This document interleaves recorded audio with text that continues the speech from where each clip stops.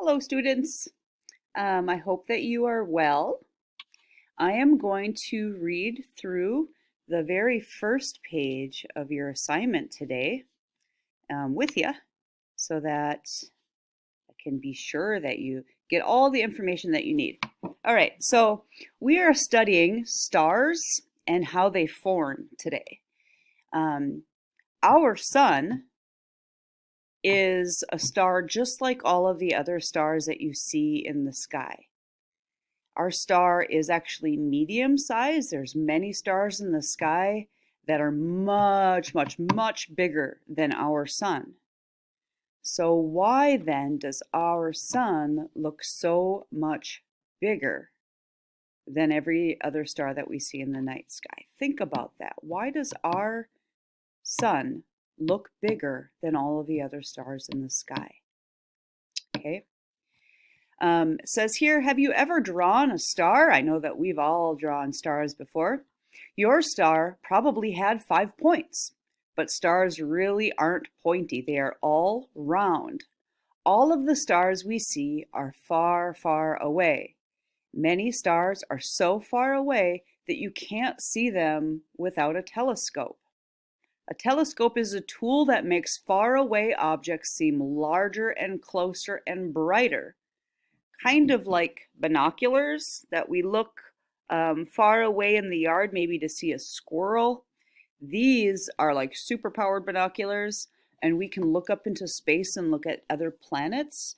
And we actually even have really big telescopes that are in space, that are circulating around our Earth, looking at other things in the universe. Some stars are so far away that you can't see them even with the biggest telescope in the world. Even with a telescope, most stars look like tiny points of light. However, most stars are much, much, much bigger than Earth. They just look small because they are so far away. A star is a huge ball of hot, glowing gases that gives off heat and light.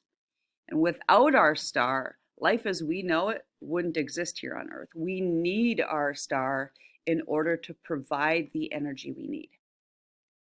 There's no real surface on a star. When you look up at the sun, it kind of looks like a solid disk, but it's gases, so you couldn't actually stand on it. You couldn't touch it because it's way too hot, but you couldn't even stand on it.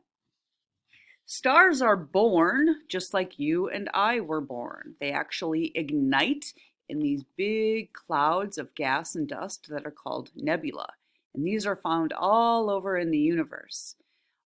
Gravity pulls particles of gas and dust in these clouds together, and eventually a star will ignite. It will kind of start just like a campfire starts. A new star is called a nova. Astronomers believe that new stars are being formed all of the time.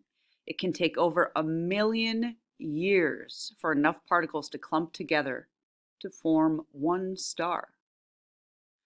The way a star burns hydrogen is completely different from the way a fire on Earth burns.